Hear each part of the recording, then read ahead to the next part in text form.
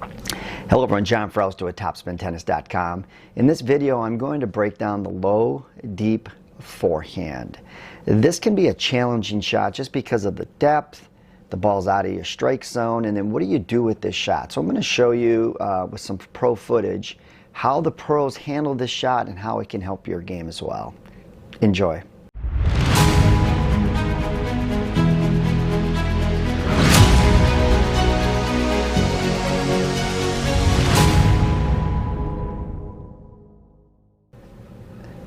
In this video, I have Gael Monfils from France, a very dynamic player, very athletic. Most of the time when I've watched him play, he's playing considerably behind the baseline, but in this video, his intent is really to move forward and to attack. And the reason why he does this is because he wants to take time and space away. Now, most of the time when we're taking a ball on the rise, especially in the zone that he receives it, in zone 1, usually you'd have like more of an abbreviated backswing. One thing the pros do better than anybody is they're able to absorb pace and depth better than anybody. So that's one thing if you can work on as like an intermediate beginner player. Look to really take time and space away, take the ball early. What you're going to notice in this video is he takes a full swing. I mean, look at that take back.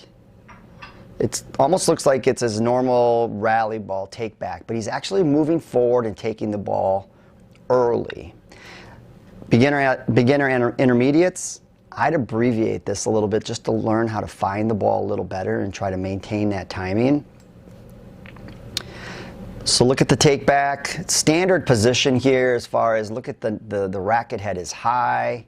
There's the hitting hand, and the non-hitting arm is actually it's past horizontal. He gets a little more vertical with his take back.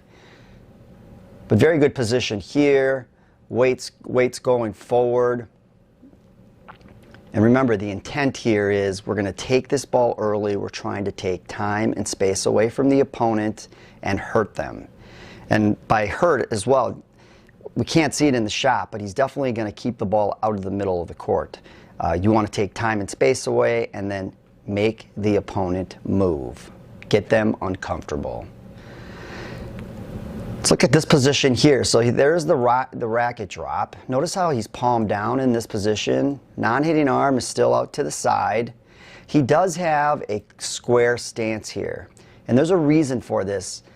The reason why he's doing this is because his weight's going forward, and then with that weight moving forward, he wants to continue with that momentum going forward, so after he executes the shot, he can still close the net in an optimal position and hurt his opponent at the net, possibly finishing off the point. So he's palm down. Look at the racket head dip here below the racket head dip below the ball. And then let's look at the contact point. There's the contact point, so some really good signature positions here. Notice how the racket head is below the hand, and the reason for that is that he's hitting out of zone 1. The ball's is close to zone 1 here. Zone 1 is below the knees. Zone 2 is really from the shoulders to the knees, and then anything above the shoulders is going to be zone 3. So it's not an optimal hitting point. Takes a full cut, ball's in zone 1, racket head is below the hand in this position.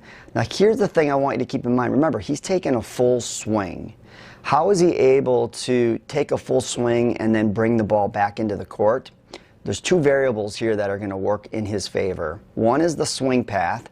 So when he goes to the ball, what he's going to do now is he's going to pull up and across.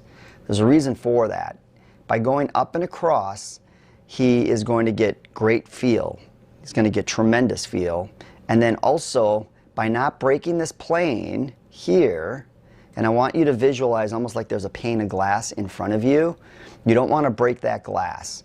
So he has tremendous racket head speed going to the ball. Since he's going to generate a lot of power here, the way that he keeps this ball in the court is he goes up and across. That's that windshield wiper forehand. And that topspin is going to keep the ball in the court. The other variable that's going to keep the ball in the court is gravity, strongest force on earth, or one of the strongest forces on earth. So between his topspin and gravity, that ball should go back into the court, and then his intent here is to hurt the opponent by hitting not to the middle, right? And then look where he is on the court. He's taking away time and space as well. All right, let's go ahead and take a look again. Weight forward, square stance, makes the contact, does not break the plane, right?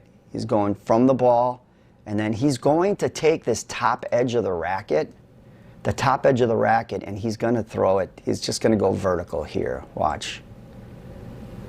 This is that windshield wiper forehand. So he takes a full cut, but he doesn't extend very much through the shot here. I mean, he's definitely hitting through the ball, but then up and across. Notice what foot he lands on as well. He lands on that left foot. So in this position, he's able to continue his momentum forward. If he wants, he can back up.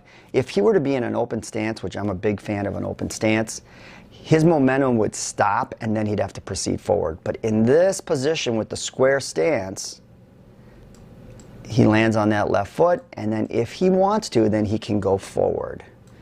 I have a feeling in this video, though, he finished the point, and that's why you kind of see him discontinue the momentum forward. So I hope this helps. If you liked the video, please hit that like button below. Make sure to subscribe to the channel, and don't forget to hit that notification bell so you get updates on future videos. Thanks so much for watching.